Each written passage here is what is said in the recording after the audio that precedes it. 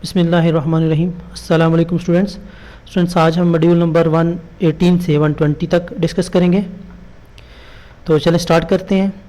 आज का हमारा टॉपिक है कंट्रोल स्ट्रक्चर, जिसमें हम इफ़ स्टेटमेंट को डिस्कस करेंगे। तो इफ़ स्टेटमेंट को डिस्कस करने से पहले हम असाइनमेंट स्टेटमेंट के बारे में देख लेते हैं कि ये क्या होती है।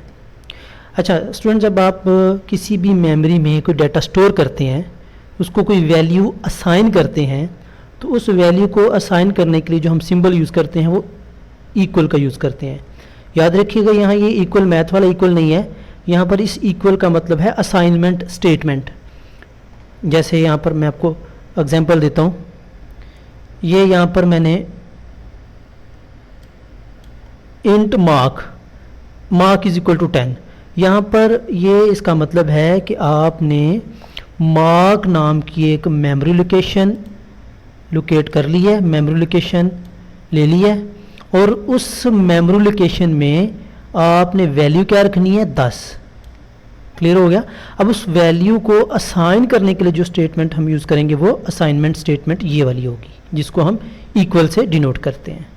क्लियर हो गया स्टूडेंट्स। और ये डिफरेंट वेज हैं, जैसे z is equal to x plus y, इसमें यहाँ पर ये इक्वल जो है ये हमारी असाइनमेंट स्टेटमेंट है। इसका मतलब क्या है कि z आपकी कोई मेमोरी लोकेशन है, उसमें रखना क्या है आपने, x और y जो दोनों की वैल्यू होंगी उनको ऐड करके जो भी वैल्यू होगी वो असाइन कर देनी है किसको, z को। क्लियर हो गया स्टूडेंट। अच्छा, ये जो पैटर्न है या ये जो तरीक़ेकार है ये C++ और C# वगैरह में या जावा वगैरह में हम यूज़ करते हैं। तो जो एडा लैंग्वेज है उसमें भी हम यही असाइनमेंट स्टेटमेंट यूज़ करते हैं, लेकिन साथ कोलन लगा देते हैं। क्लियर हो गया। पाइथन में भी सेम इक्वल का साइन ही हम यूज़ करेंगे। क्लियर हो गया स्टूडेंट्स। नेक्स्ट हम इफ़ स्टेटमेंट के बारे में पढ़ते हैं। असाइनमेंट स्टेटमेंट आपका क्लियर हो गया। अब इफ़ स्टेटमेंट के बारे में आते हैं कि इफ़ स्टेटमेंट कैसे काम करती है। तो इफ़ स्टेटमेंट आपने अर्लियर लेक्चर्स में भी सीखा हुआ है, तो इसको मैं इतना इन डिटेल नहीं जाऊंगा। इफ़ स्टेटमेंट के लिए इसका सबसे पहले हम देखेंगे तरीक़ेकार क्या लिखने का। इफ़ लिखने के बाद ब्रैकेट में आपने अपनी स्टेटमेंट लिखनी है, असाइनमेंट स्टेटमेंट लिखनी है। क्लियर हो गया। तो उसके बाद आपने जो भी आउटपुट लेना है वो आउटपुट आप शो करेंगे। तो स्टूडेंट, ये आउटपुट लेने का जो तरीक़ेकार है मैं नेक्स्ट लेक्चर में मेरे पास एक एडिटर है डेव C++, उसमें आपको प्रैक्टिकल करके भी दिखाऊंगा, लेकिन आज के लेक्चर में जस्ट इसको हम लिखने का तरीका देखते हैं। तो जैसे यहाँ पर क्या कह रहा है कि अगर सपोज़ आपने कंप्यूटर से आउटपुट लेना है कि अगर किसी के मार्क्स 50 से ज़्यादा हैं तो वो आपको शो करे कि ये स्टूडेंट्स फ़लाँ या फ़लाँ स्टूडेंट जो है वो पास है।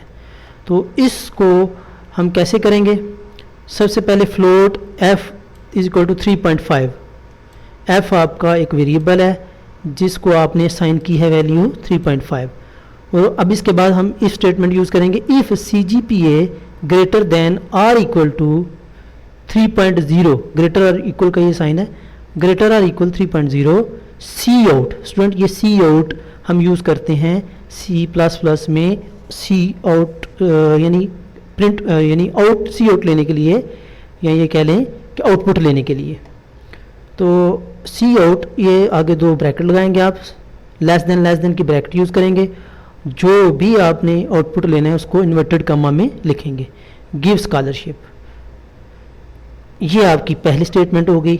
एल्स, अगर ऐसा नहीं, एल्स का मतलब है कि इसके कंट्रेरी, अगर ऐसा नहीं तो फिर ये सी आउट करो या ये आउटपुट दो। क्लियर हो गया। तो इसको स्टूडेंट हम नेक्स्ट लेक्चर में प्रैक्टिकल करके देखेंगे। तो स्टूडेंट, आज हमने जस्ट असाइनमेंट स्टेटमेंट के बारे में पढ़ा जो कि इक्वल का साइन है, और इफ़ स्टेटमेंट के बारे में हमने देखा कि इफ़ स्टेटमेंट को हम कैसे यूज़ करते हैं। Thank you students. अल्लाह हाफ़िज़।